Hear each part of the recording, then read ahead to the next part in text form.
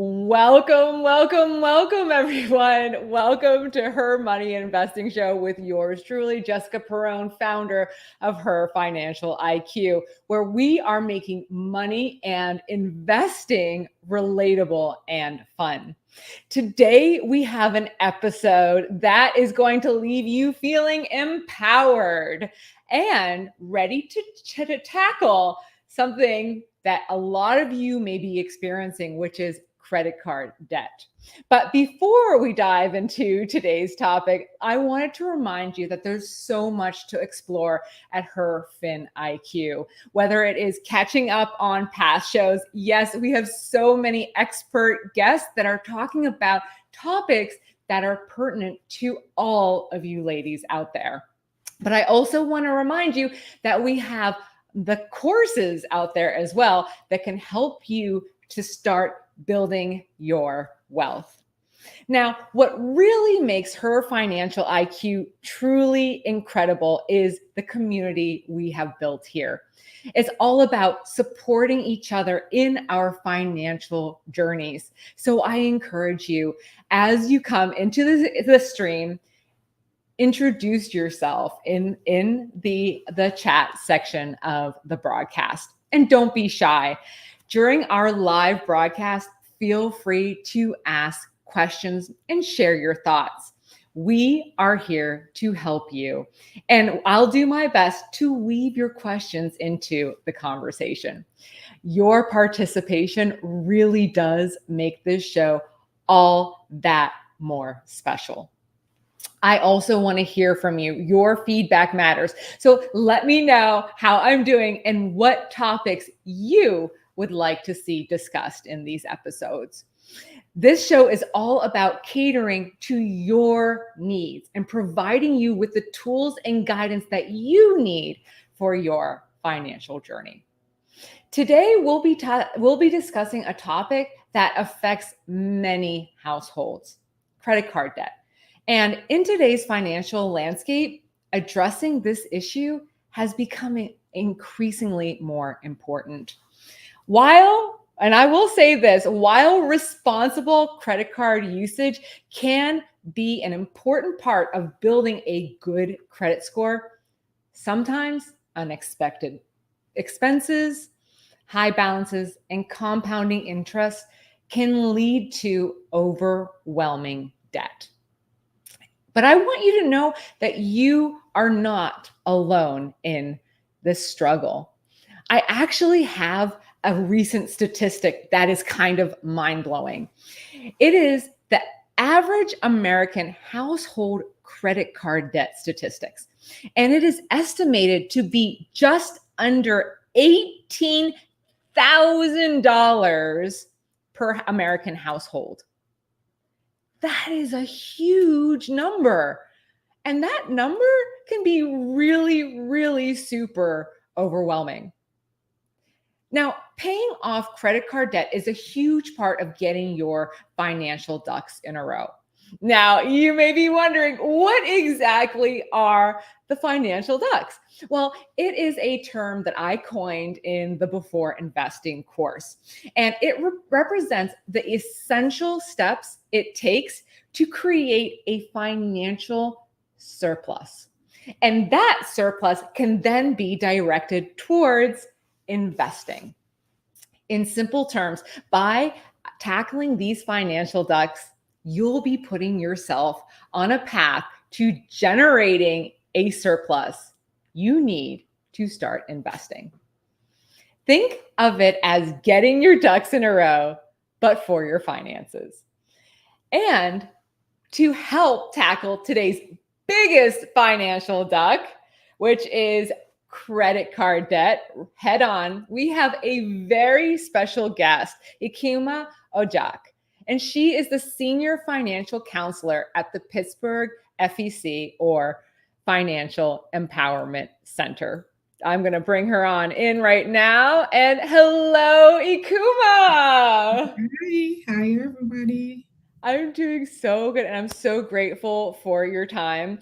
Just so our audience knows, you have been helping people in the Allegheny County, which is surrounding Pittsburgh, Pennsylvania, for the past 4 years with their financial issues. But, even you, I hear, have had issues in the past, right? So how has your personal history sort of led you to your mission here today?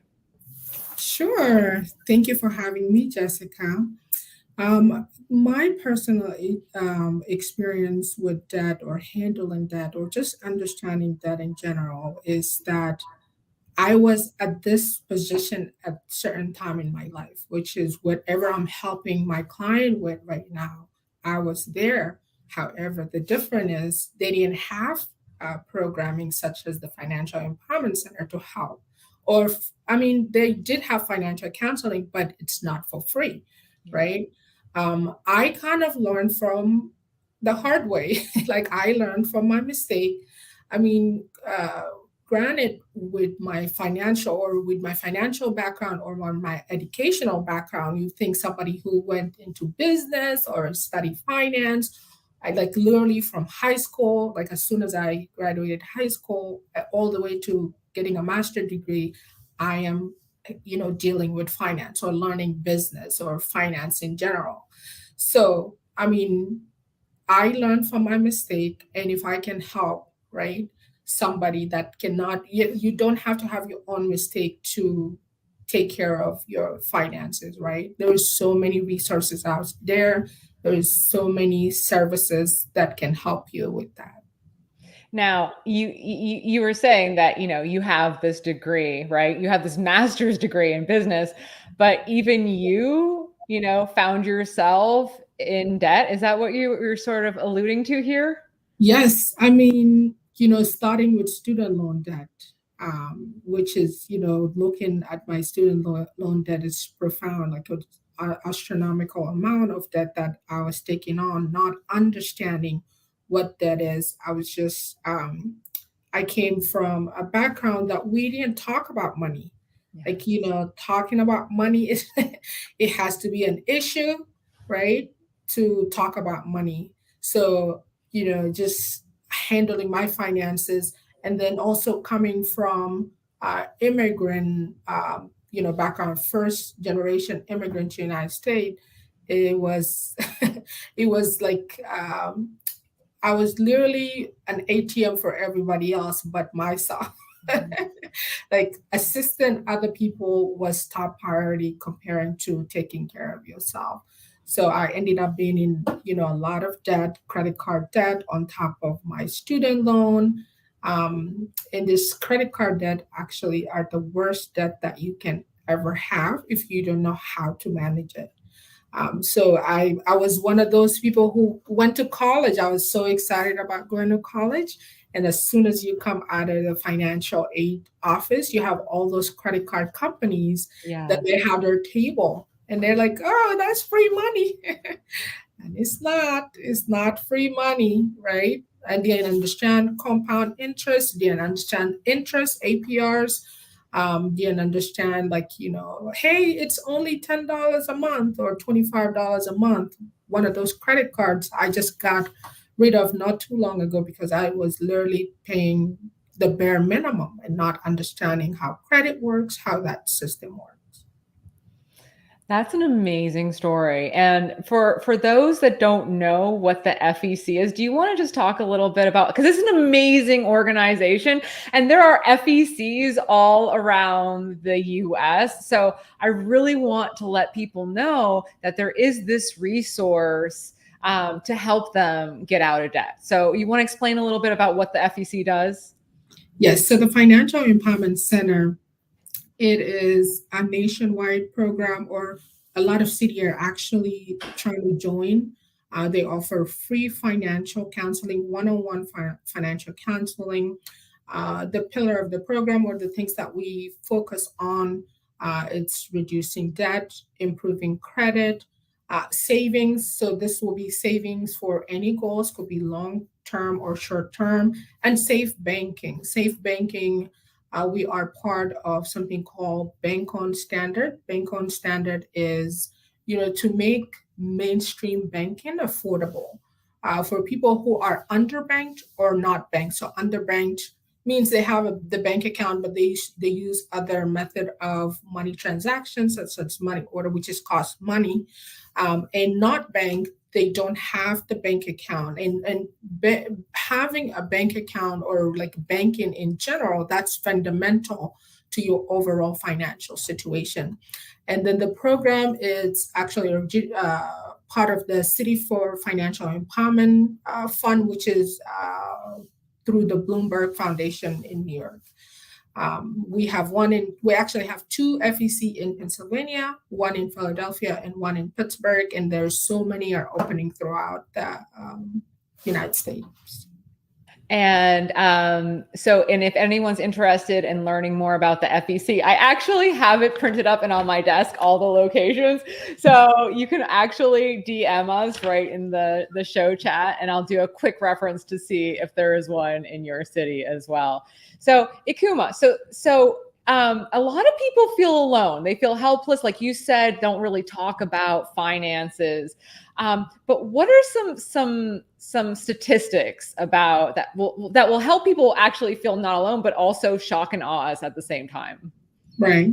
So just to put everything into perspective, I have some little stats here that was prepared by our team that we give presentation regarding managing debt. So those stats, it's pretty much the major debt that the average debt throughout the United States. So, and I'm going to try to do them in order. So the first one is mortgage debt. It's about mortgage debt is about like 10.44 trillion in mortgage debt alone. And then the next in line is student loan debt is 1.57 trillion in debt, and then 1.42 trillion in auto debt, and then 787 billion in credit card debt, right? Just think about those numbers. This is all of us, at least one person has one of those things in place, right? Just another, to put this also into perspective, you mentioned another stat earlier, Jessica, about, the average American debt. So according to what we came up with earlier this year, the average American debt, and this is combining all those four debt together, the average is 58,000 per adult. 77% of all American households have at least one kind of debt. And then the Federal Reserve shared that the only 48% of Americans with credit card debt pay their bill in full every month. So that, I'm telling you, and then I remember when I started my grad school, my finance professor, he brought this clock, or he just Googled it, like the US national debt. And you can see in that clock how the debt goes up by the second, which is scary. So that's just a little bit stat of the overall debt. And I mean, probably if you think about it's a needle in a haystack, but in your situation, it might be huge, right? Right. But that's amazing. Over $50,000 in debt each household in the US. That's amazing. That really is. That's like completely eye-opening. But like if I am an individual, right, and I have a significant amount of credit card debt, like all this cumulative debt is mind-blowing. But if I especially am burdened with credit card debt, and if I were seeking your help, what are some questions that you might be asking me? So, when you come to financial counseling, we do an intake. That's kind of just to understand your overall financial situation, but most importantly, just to build rapport. The first thing is, do you understand your debt, right? Because a lot of people, don't understand anytime that you owe somebody money that you have to pay back, whether it's your friend or it's a financial institution, that is debt you have to pay back, right?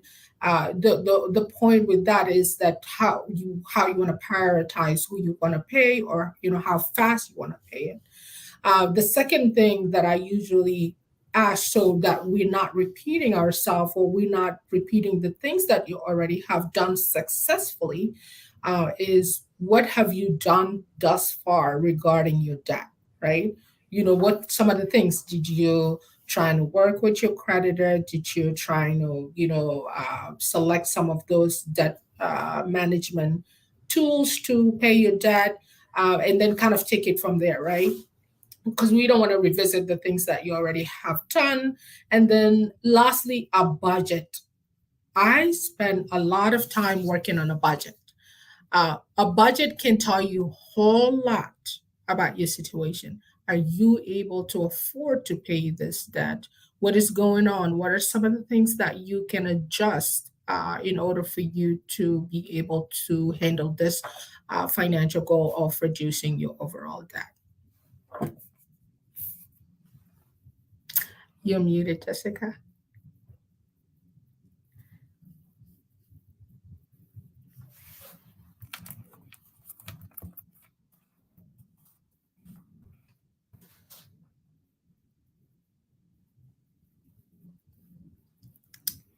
You're muted. I muted myself because I heard my dog in the background, and she's like shaking her collar, and she has cameo appearances on a lot of my shows here. And so I muted myself. Well, no wonder you look so confused. You're like, Jessica, what's going on here? Okay. But where I was going, you so nicely led into this. I feel like I spoiled our lead in. But my question for you is, what strategies or tips do you recommend to help individuals stay on track with their budgets? Because like you're saying, budgeting is a really super important part. So, I know you're a plethora of information there. Like, what strategies or tips do you have? So for budgeting, is the number one step is tracking. You must track your expenditure. There is no way you can build a budget and you don't know what you spend your money on, right? We need to know what those expenditure, whether it's monthly expenses or periodic expenses, right? Um, and the tracking could take long period of time, but as you go, you will understand, because you have variable expenses, also you have fixed expenses. Fixed expenses are good. You don't have to worry about it. We worry about those expenses that, hey, I do this, I drink coffee at least once a month. But if you do it every month faithfully, that's an expense that you should add to your budget. The second thing, once you track your expenditure, now you want to create a realistic budget, right? A budget is pretty much a spending plan. It's a plan that you put in place to spend this money moving forward. So, then you create a spending plan or a budget that you can stick to. One thing about budget, it's not static. So it's forever changing. If you have a bill, even some of those variable expenses are, sometimes they change. Like this year, for example, my taxes went up, right? So that's something I got used to for the past 5 years, to pay my taxes the same amount, but that changed. Same thing with my utilities. I think because of inflation, now everything went up, including, I was looking at my internet bill as well. I see some taxes went up a little bit. So you forever have to work on a budget. Eventually, with kind of planning ahead of time or ahead of the game, you will be able to build cushions where even if such change happen, you are very prepared to handle it. And it's interesting because I want to just go back to some of these bullet points, because things popped into my head as you were talking. For tracking expenses, one of my personal favorite apps is Mint. Do you have any other like tracking apps that you absolutely love? Well, Jessica, I am in a business of saving people money. So anything that doesn't cost you money, I'm gonna recommend, which is, simple is, Excel spreadsheet work right perfectly. We have created the Financial Empowerment Center. We have created and we revamped that spreadsheet all over the time. It does have the calculation. We give it to our client. All they need to do is just plug in the numbers, right? And we factor every category possible as far as expenditure to do that. But Mint is one of those. And correct me if I'm wrong. Does Mint is it for free or you It have is to? for free. Yes, it is for Okay. free.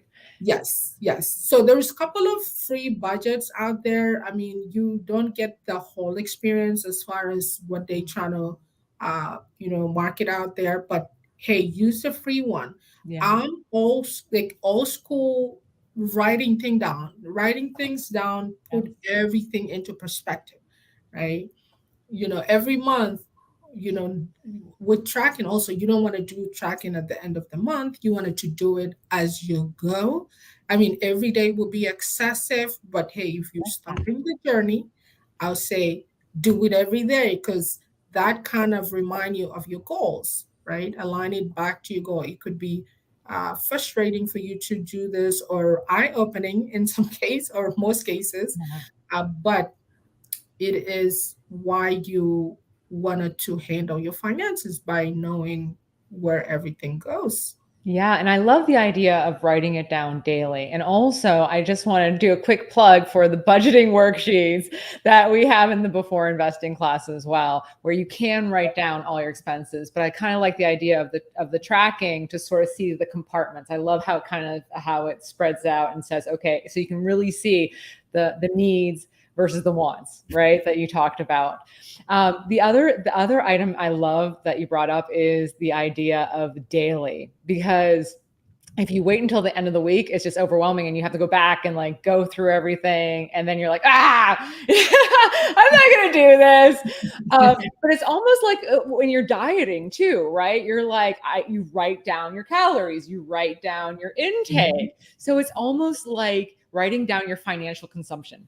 Mhm, It's mhm. like going on a financial diet. You got to write down your financial consumption there too. So that's something else that popped into my mind when you were talking. I was like, that's a great idea. It's like writing down your calories as well.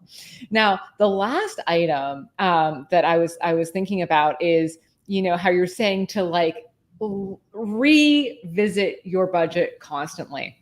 Now, we were just had a Money Talks check-in, and in the check-in, the ladies were talking about how it seems, and even I budget seasonally, that different seasons have different budgets. So, for example, I know that in September my kids are going to go back to school, so I have the back to school shopping budget for August. I know that Christmas is in December. So I budget more in November for, upcoming budgets. So I also like to think about budgeting in terms of seasons. Are there any Mhm. other things that you think about, Yes. Well, a perfect budget. Well, there's no perfect budget, but There's no perfect budget. will include everything, including those season expenses, right? Let's just simple math. Let's say you spend $100 for Christmas shopping. Don't wait until November or December to try to do that, start budgeting for that 100, right? Once you start the journey of that, of budgeting, or trying to, save for financial goal, or get rid of that, whatever that might be, factor those periodic expense within when you build the budget, even if you're not necessarily saving the money, right? I mean, even if you're not spending the money, I should say, right? So at the time that you start that saving, or like tracking your expenditure, let's make an assumption we start in January and we know in December we needed $100 to spend on Christmas shopping. Instead of waiting, then we take that $1,200, I mean, or $100 divided by 12, and we come with what, $8 and some change. Let's round it to $9, and then every month starting from January, put that $9 into your savings account. Now we're gonna name it. We're gonna have a goal for this $9 every month because it's easier for you to touch your money once it's sitting in a savings account and it doesn't have a goal, right? I'll be the first one to tell you. Me, I'm a good example. So have a goal for your saving. That way it will serve as a motivation for you to not touch it. But most importantly, you are, saving for ahead of time. When the time comes, you're not worry about, hey, where should I come with this? Where should I reduce some of my expenses? Right? Well, I feel like you and I can talk forever on budgeting, but we haven't even gotten to credit card debt strategy. So let's like giddy up over there. Okay. So let's go ahead. Like, let's talk about debt management and debt consolidation, a lot, and even like debt settlement. Like these are like terms that are sort of like interchanged and thrown around. Can you talk about these three terms and how they differ and how people can benefit from them? Sure. Let's start with debt consolidation. Debt consolidation is pretty much you consolidate all your debt, put them in one place, and you make a one payment toward that debt. And mainly, you get a loan for it. It's called debt consolidation loan, or you get like a transfer balance, like a for revolving or for unsecured credit will be transfer balance where you transfer a whole bunch of credit into one, and those kind of credit or transfer, uh, they tend to have zero APR for the most part, just to encourage you and help you reduce your debt faster. um, so that's debt consolidation. Debt settlement is you are settling the debt for less than the amount owed. So you are settling a percentage of what the debt is. Let's say you settle for 50% or whatever, because that's a negotiation. You can go back and forth and it's not consolidated. So you have to go to individual accounts and kind of settle the debt that way. You just have to be careful, understand the implication with that. Same thing with debt consolidation as well. And then debt management, actually, it's done mainly by uh, accredited organization, nonprofit organization that uh, they uh, they kind of reach out to your creditor and work on like making concession on the interest rate on all the credit. However, you make the payment to the debt management settlement and they disperse the payment to the creditor. um, they all have some sort of effect on your credit, but it's just like you have to be careful is like which one is worse, which one apply to my situation, or am I able. I know with debt management you definitely have to show that it's a sustainable program for you. So you go through intensive, budgeting, kind of understanding your financial goal, affordability, if that's something that you're able to do. And you actually have to be approved for the program as well. And the same thing with debt loan, consolidation loan, you have to go through financial institution or credit card, and you have to be approved for that. You muted, Jessica. Thank you. I have to this is a new strategy for me.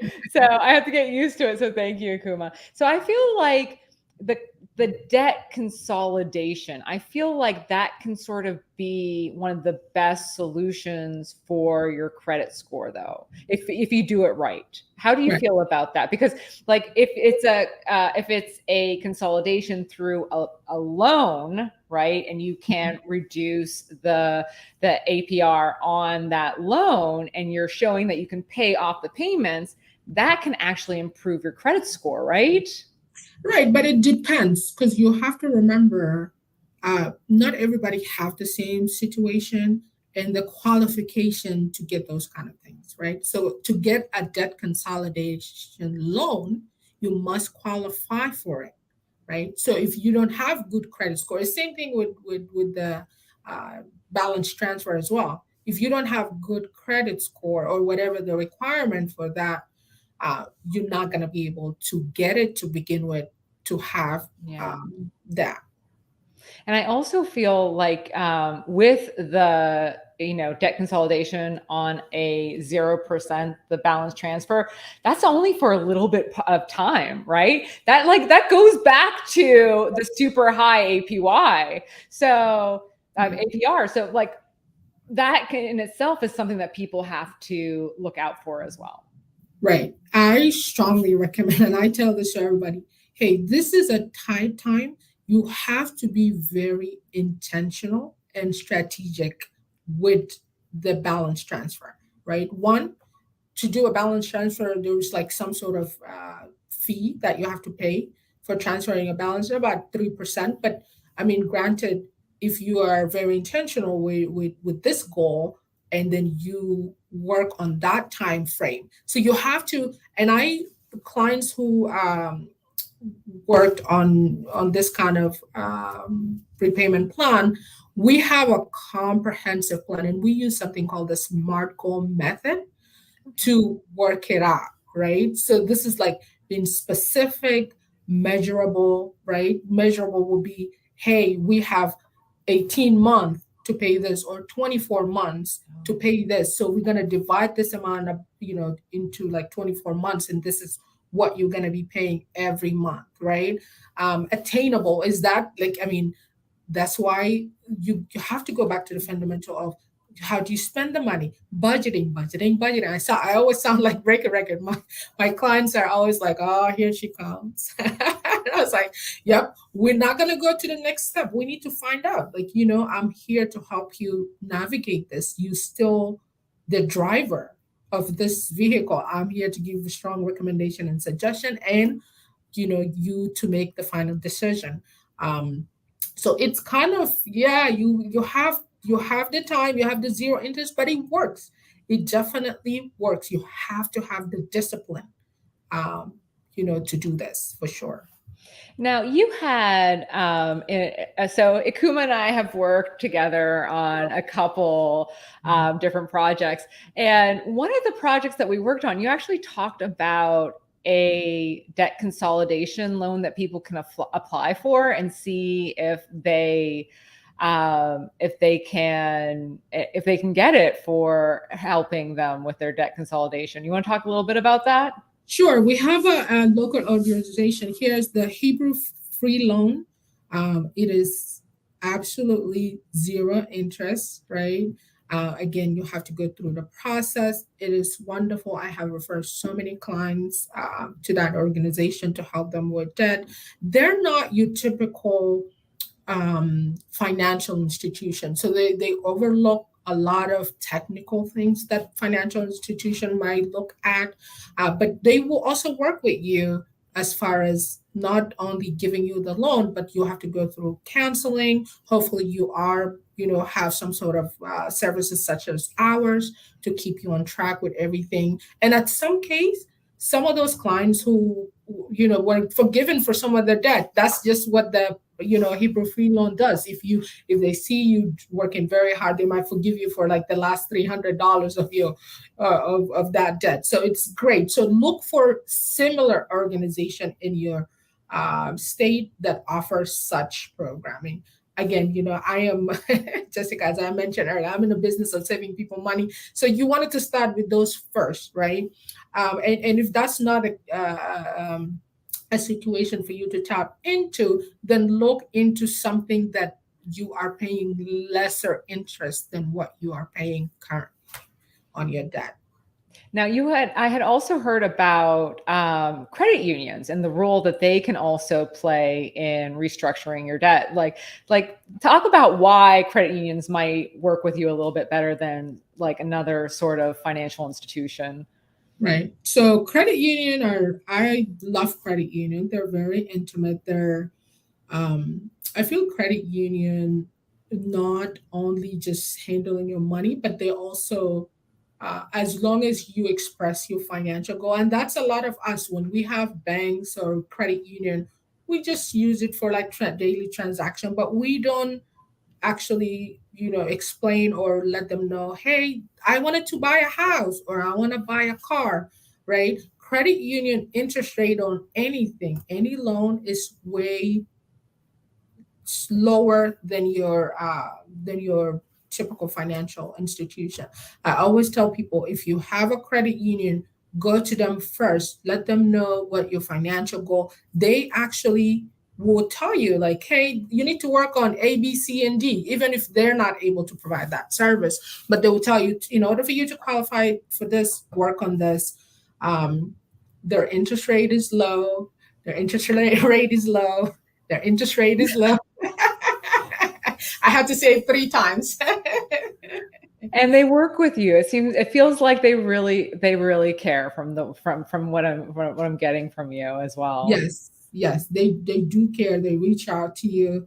We have, a couple of credit union here. They're actually part of our bank on standard accounts. So, and then they refer a client to us as well. So things that they're not able to do or help client with, they refer them to Financial Empowerment Center.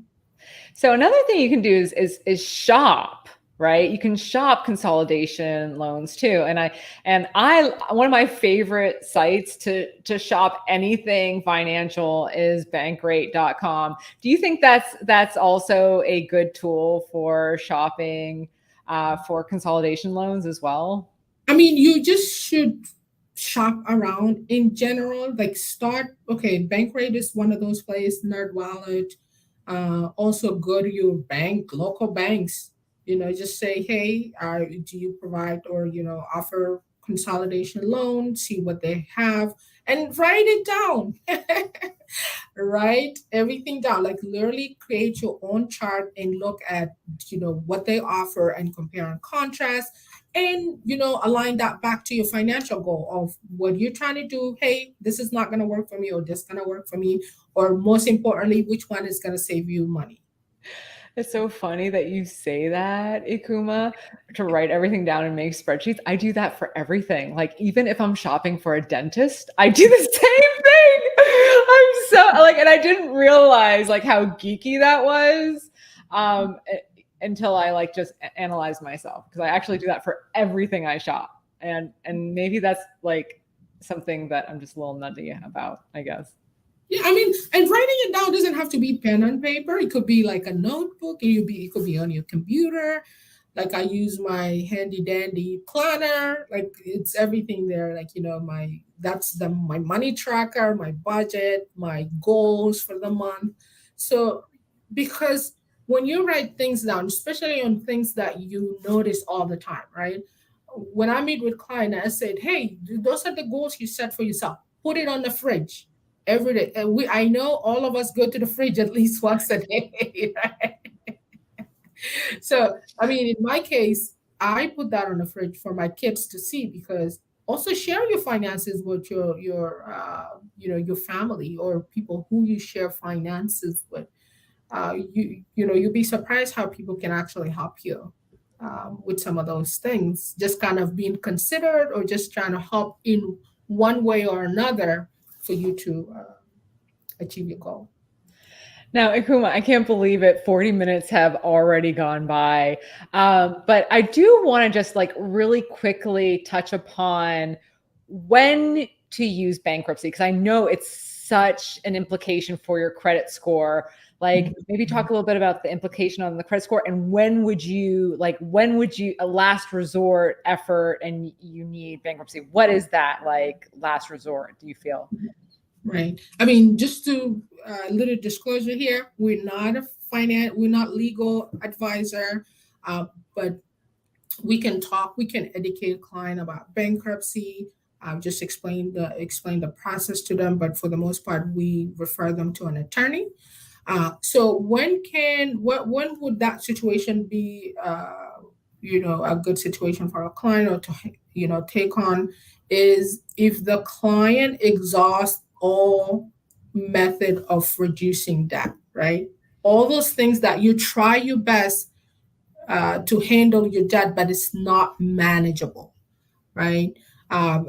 Second, I mean, how you ended up not having it manageable? Maybe you don't have money, like you don't have any more money that can come in to handle your necessity, and your debt comfortably. Then we will recommend, hey, maybe you should look at, again, we're not telling the client what to do, not to do regarding that. But hey, look into this, consult with an attorney. You can, take what you have done so far. For example, you can say, hey, I try all these things. I went through financial counseling, it's not working, and an attorney will um, how kind of like help you say yes, this will be a good or no. um, how would that affect your credit? It would definitely affect your credit greatly. And it stays as a negative derogatory on your credit report anywhere from 6 to like 10 years, depending on what chapter that you file. And it's just one of those things. If somebody pull your credit and so bankruptcy, they're like hesitant. That's considered that you're a very risky person. However, you can always it give you a clean slate, right? But oops, it give you a clean slate, but it's like you can rebuild. You can rebuild immediately. I have seen credit card companies offer rebuild. What do they call them? A credit builder or loan builder, right? And over time, that kind of weigh less on your credit score. But yes, that should be a last resort um, to to handle because the effect is long lasting. Yeah. Oh, well, you have given us, thank you so much. You have given us so much to think about and so much to work with here. I have so much gratitude for your time. Thank you, Ikuma. And if people want to get in touch with you, if they are in the Pittsburgh area, how can they get in touch with you? Yes, I am gonna share the Pittsburgh FEC website. That's the best way, but we can be contacted.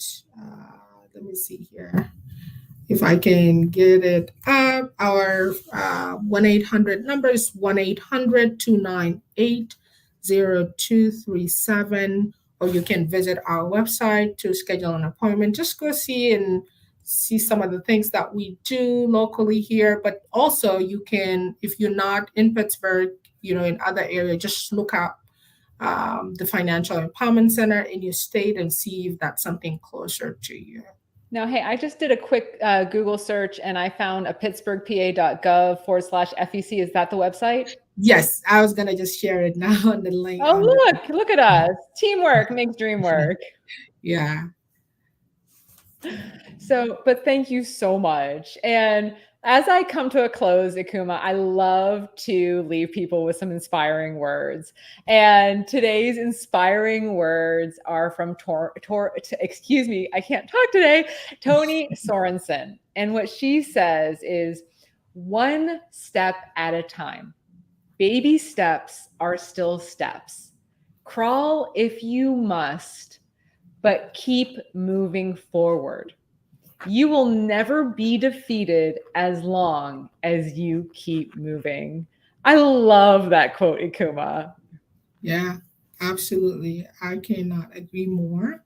Um, break your goals into little actionable steps, little baby steps.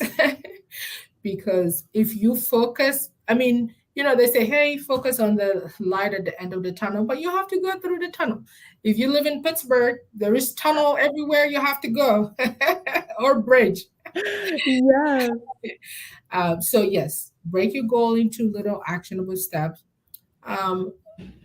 Take one goal at a time, work on that. If it's not working, we all fail. It's not about the failing. It is about getting up, get right back up, go back to the drawing board, and hopefully you come with a different plan that what you did last time, right?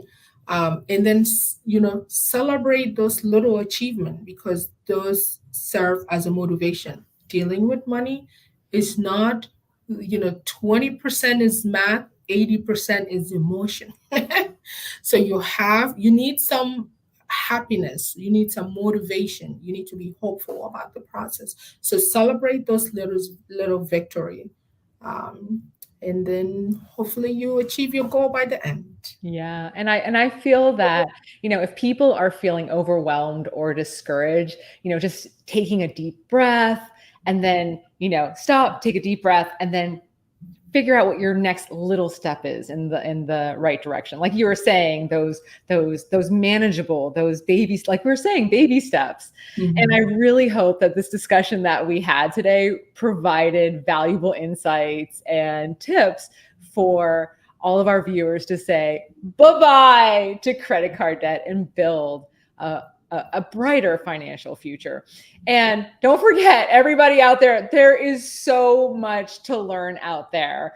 And I encourage you to check out my Before Investing course, and so that you can put together the plan of your journey of stepping towards financial freedom. And I also want to bring up our amazing community because Ikuma, you say like community, right? Community is so amazing. And whether you're part of the money talks that we host or the courses that we host, like I love the community that we're building here at Her Financial IQ. And I'm so thrilled to see all these women that are committed to financial health, growth, and freedom. And in 2 weeks, we have another show. It's going to be really cool. Ikuma, I want you to watch it. It's economics in the kitchen, and it's a very special guest and dear friend of mine, John Netto. And he is an economist and the author of Global Macro Edge. He will be explaining how economics affect your budget and everyday life, especially in your kitchen. So yeah, right? Yeah. So it's going to be so much fun. We already started hashing out the ideas for it. So definitely tune in for that one. And remember, where you are in your financial journey and where you want to go is personal. So, and feeling overwhelmed is a natural part of life, but breaking down the goals will help you succeed. You're already on track just by being here today. And if you want to continue your money and investing journey outside the show, check out my personal finance and investing classes and also my website, herfiniq.com. In closing, I'm Jessica Perrone, founder of Her Financial IQ. You've been watching the Her Money and Investing Show, where together we're learning to conquer those financial ducks together and pave the way to building wealth. Until next time, keep crawling, walking, or running, but most importantly, keep moving forward towards your financial goals. Thank you so much, Ikuma. So happy to have you. Thank you so much. And thank you everyone for watching our episode. Bye now. Mm-hmm.